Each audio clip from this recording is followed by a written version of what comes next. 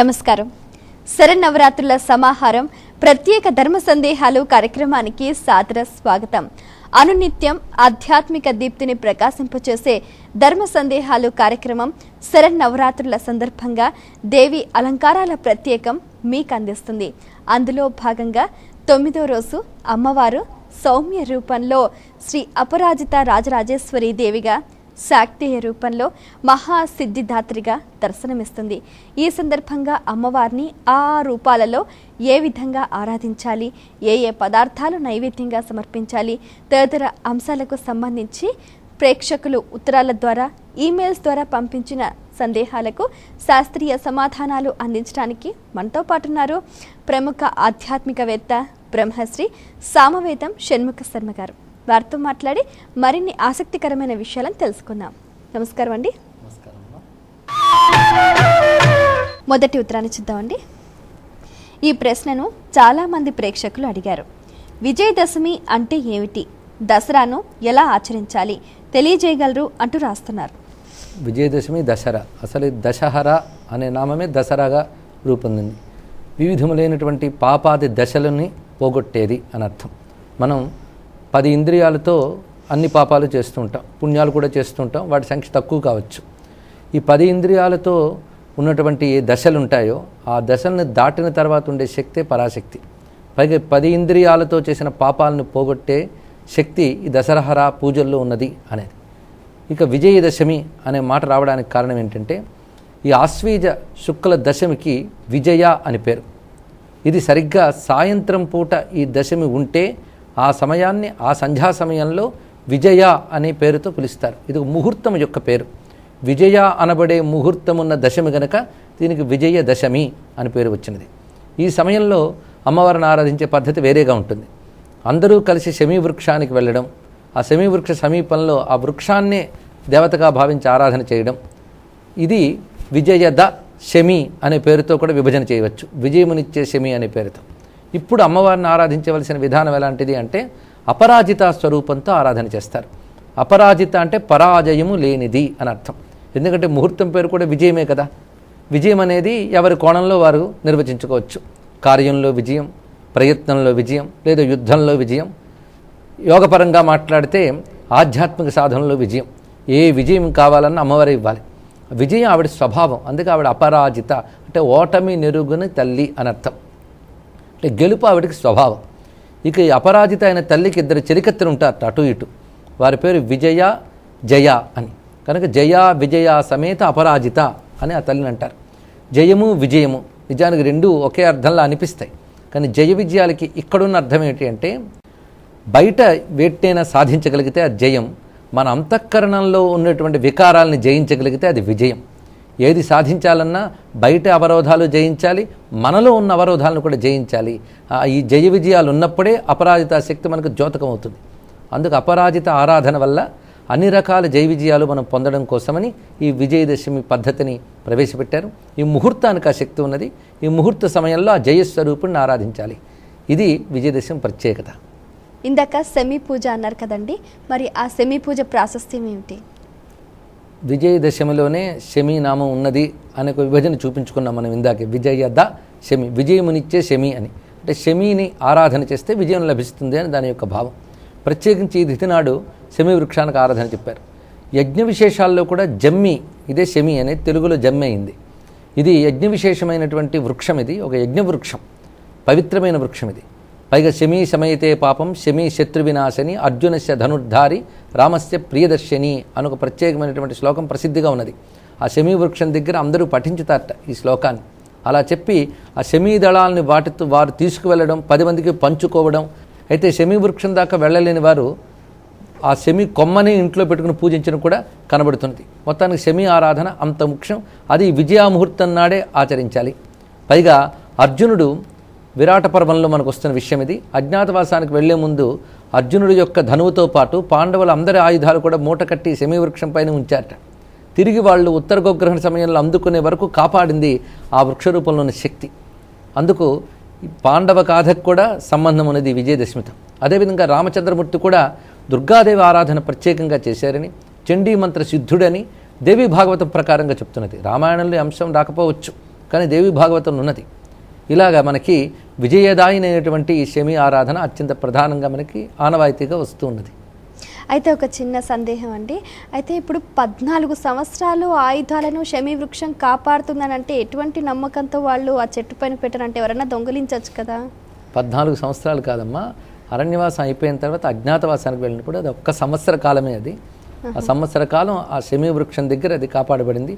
దానికి పాండవుల యొక్క ఉపాసనా బలం తోడైతే శమీ వృక్షంలో ఉన్న శక్తిని వాళ్ళు ఆశ్రయించి శరణు వేరు కాపాడమని కోరుకున్నారు. వారు వృక్షాన్ని కేవలం జడ పదార్థంగా చూడలేదు, శక్తి స్వరూపంగా భావించారు గనక భావనకు అనుగుణంగా ఆ రక్షణ లభించింది.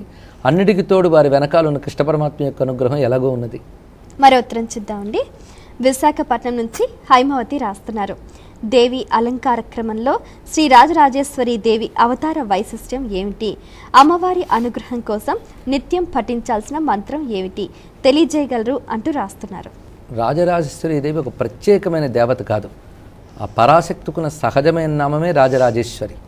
అయితే శ్రీ విద్యా సంప్రదాయంలో ఈ స్వరూపం మనకు లభిస్తున్నది.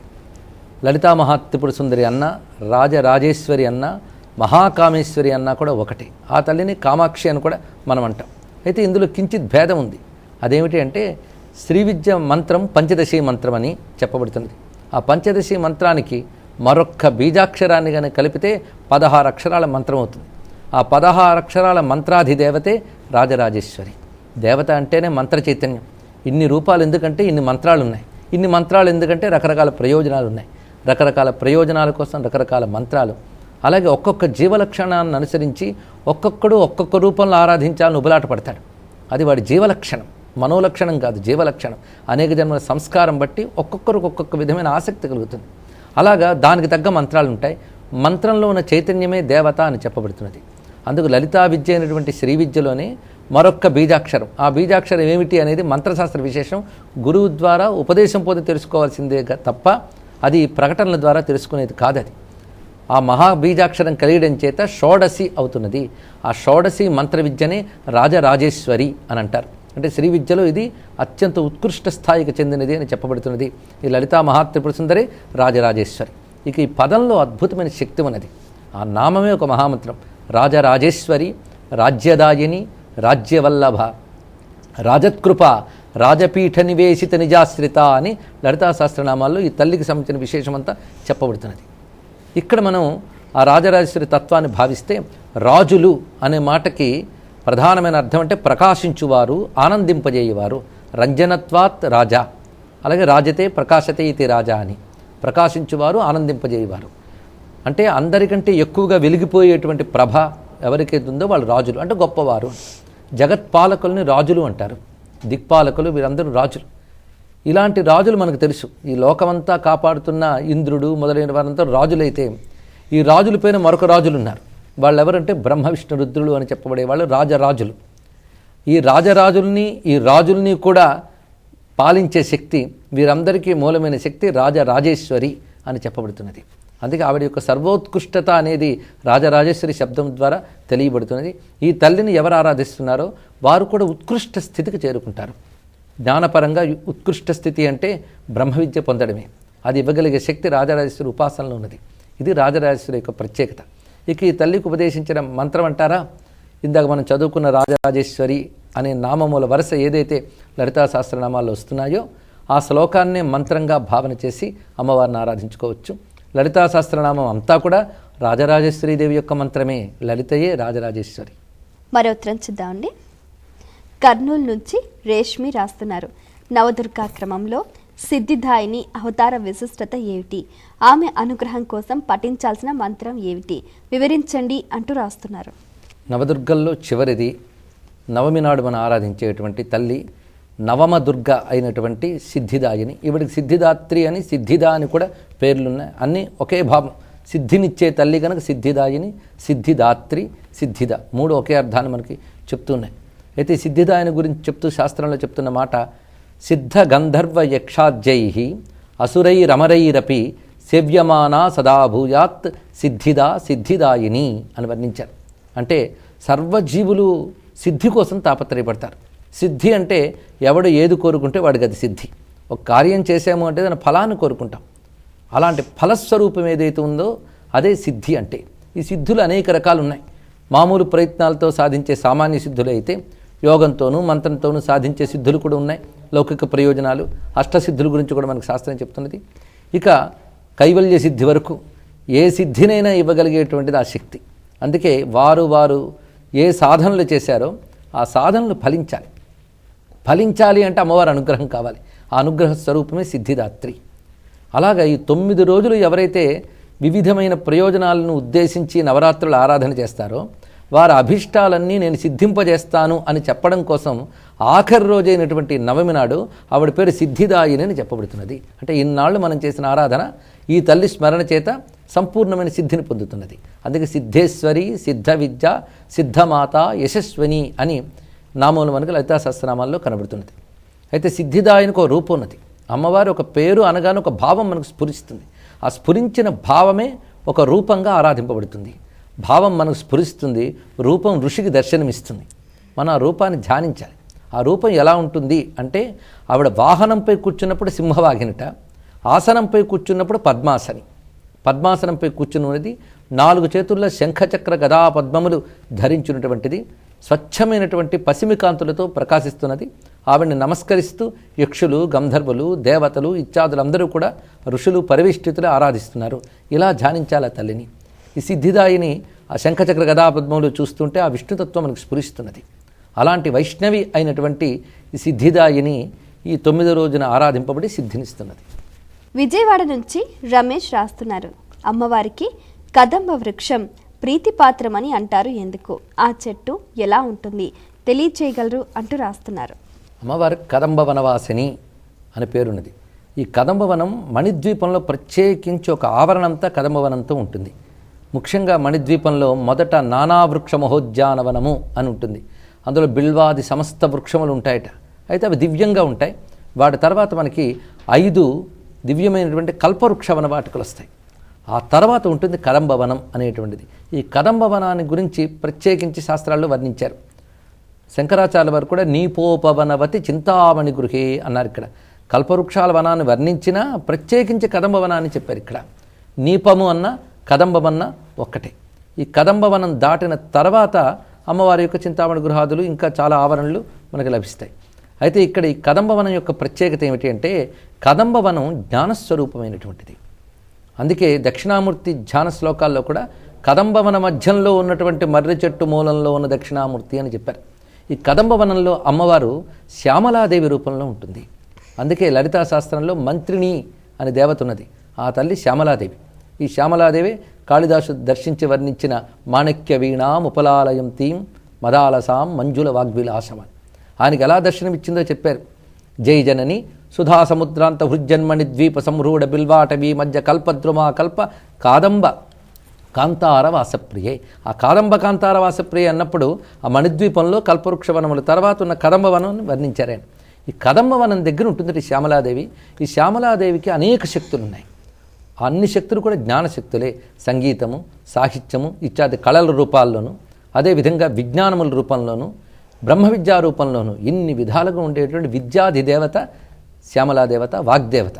అందుకే కదంబవనాన్ని స్మరించిన, కదంబవనంలో సాధన చేసినప్పటికీ కూడా అవి జ్ఞానదాయకములు అవుతూ ఉంటాయి, శీఘ్ర ఫలకారణలు అవుతుంటాయి.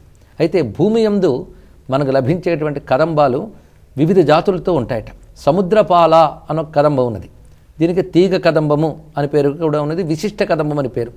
ఇవి తీగ ఆకారంలో ఉంటూ వివిధ కుసుమాలతో ఉంటాయి. అయితే ఇవి అరుదు దొరకడం. ఇది ఇప్పుడు మనకి ఎక్కువగా లభించేటువంటి కదంబం పేరు రాజకదంబము అని పేరు. ఇది ఎలా ఉంటుంది అంటే ఒక టెన్నిస్ బాల్ మాదిరిగా ఉంటుంది. అది వికసించినప్పుడు దాని చుట్టూ కేసరములు ఉంటాయి, మెత్తని కేసరములతో ఉంటుంది. పసుపు పచ్చని పువ్వు ఇది. ఇక కేసరముల్లో అయితే ఎరుపు తెలుపు కూడా ఉంటుంది. అద్భుతమైన సుగంధంతో ఉంటుంది. సూర్యగోళాన్ని వర్ణించేటప్పుడు పురాణాల్లో కదంబ కుసుమంలా ఉన్నాడు అని వర్ణిస్తారు. అంటే ఆ పచ్చగా ఉంటూ చుట్టూ కిరణాలు ఉండడం. దాన్ని బట్టి మనం రాజకదంబం దాని యొక్క ప్రత్యేకత. ఇది కాక ధూళి కదంబమును ప్రత్యేకమైన కదంబం ఉంది. అయితే ఇది శృంగేరిలో మాత్రమే ఉందని అంటూ ఉంటారు. ఇంకోటి భూకదంబం, ఇది చాలా అరుదు. ఈ విధంగా వివిధ కదంబాలు ఉన్నాయి. రాజకదంబం చాలా ప్రసిద్ధిగా ఉన్నది. ఏ కదంబమైనా చాలా శ్రేష్టమే. అమ్మవారు కదంబ వనవాసిని. కదంబంలో కమ్ అనే శబ్దము జలాన్ని తెలియజేస్తుంది. అలాగే నీప అనేది కూడా నీటిని పాలించేది అని అర్థం. అనగా ఆకాశంలో మేఘాల్ని ఆవిష్కరించి ఆకర్షించి వర్షాలను కురిపించే శక్తి ఉందిట కదంబ వృక్షాలకి. అందుకు కదంబవనం వల్ల వర్షాభావ పరిస్థితుల నుంచి మనం విముక్తి పొందవచ్చు, మంచి వర్షాన్ని పొందవచ్చు అనేది లౌకిక ప్రయోజనం. ఇంకో భావంలో ఎక్కడో ఉన్న ఆకాశంలో ఉన్న జలాన్ని కదంబవనం ఇస్తున్నది. అదేవిధంగా మనకు అందని ఫలాలని ఈ కదంబవనంలో ఉన్న అమ్మవారిని ధ్యానించడం వల్ల పొందగలం. అవి మనకు అందుబాటులోకి తీసుకొస్తుంది. ఇది కదంబవనం యొక్క ప్రత్యేకత. అందుకు కదంబవనవాసిని ప్రత్యేకించి అమ్మవారిని అన్నారు. త్రిపుర సుందరిని కూడా కదంబవనవాసినే అనాలి. ఆ త్రిపుర సుందరికి శ్యామలాంబకి భేదం లేదు కనుకనే.